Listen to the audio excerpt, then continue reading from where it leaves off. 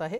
शेतकऱ्यांना मदत दिली नाही तर आगामी निवडणुका होऊ देणार नसल्याचा गंभीर इशारा मराठा आंदोलक मनोज जरांगे यांनी राज्य सरकारला दिलाय। दिवाळीपूर्वी मदतीचं तात्पुरतं आश्वासन सरकारने दिलं होतं, मात्र शेतकऱ्यांना मदत दिली गेली नाही। त्यामुळे देशाला थरकाप उडेल असं मोठं आंदोलन शेतकऱ्यांचं उभं करणार असं जरांगे यांनी म्हटलंय। त्यासाठी राज्यभरातील शेतकरी संघटनेचे नेते आणि संघटनांना अंतरवाली सराटीत बोलावणार आहे। अंतरवाली सराटी शेतकऱ्यांच्या प्रश्नावर बैठक घेऊन आंदोलनाविषयी चर्चा करणार आहे। मात्र शेतकऱ्यांना मदत मिळेपर्यंत गावात निवडणूक साहित्य किंवा बॅलेट पेपर घेऊन यायचं नाही असा इशाराही जरांगे यांनी दिलाय। दरम्यान यावेळी लाडक्या बहिणींना दिलेली मदतही तात्पुरती असून निवडणुकीमध्ये लाडक्या बहिणींना फसवणाऱ्या देव्हारा करावा असं जरांगे यांनी म्हटलंय। दरम्यान यावेळी धनंजय मुंडे आणि भुजबळांवरही जरांगे यांनी टीका केली आहे।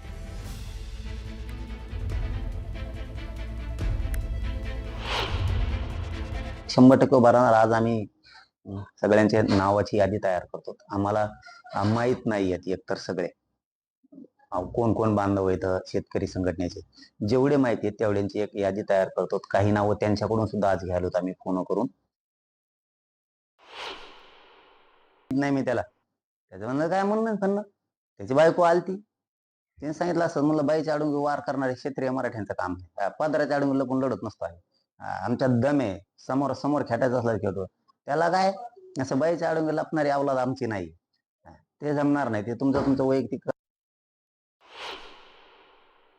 एक प्रकारचं ते हिणव नाही, त्यांचं ते बघून घेतील, पण ते एक प्रकारचं हिणव नाही की ज्या माणसाचा महाराष्ट्रावरती आणि महाराष्ट्राच्या बाहेर सुद्धा थोडा थोडा कंट्रोल आलता, त्या माणसाचे विचार रात्रंदिवस घरात त्या पोरीने ऐकलेच असतील ना, ते संस्कार ऐकलेच असतील ना, म्हणजे तुम्ही तिथं पण हिणवायला लागलात, म्हणजे त्यांना कमजोर समजायचं तुम्हाला, हे सुद्धा उद्देश करून गेला। ते आले बाबा ठरवीन, ते घोरट भुजबळ जे ठरवीन ती दिशा म्हणलेत ती, मग आता त्याच्यात घोरटाच्या हातात दिलं म्हणल्यावर ते असल्यात काढ्या लावणार। लाडक्या बहिणीने एकच काम करावं, या निवडणूक ज्याने फसवलं त्याचा देवरच करून टाकावं, तेव्हाही नीट होत। असं समोरचं जसं वागन तसं वागायचं। समोरच्याने आपल्याला तात्पुरता आनंद दिला, आपल्याला हिनीलय म्हणतात, त्याला अपमान केला म्हणतात, आपल्याला चिल्लर समजतात हे लोक, पैसे देऊन 1000-1500 रुपये देऊन आपली इज्जत घातल्यासारखं काम करते, ते यांची इज्जतच घालून टाकायची पुरी। एकदम सोपा औषध, समोरचं जसं वागलं तसं वागायचं।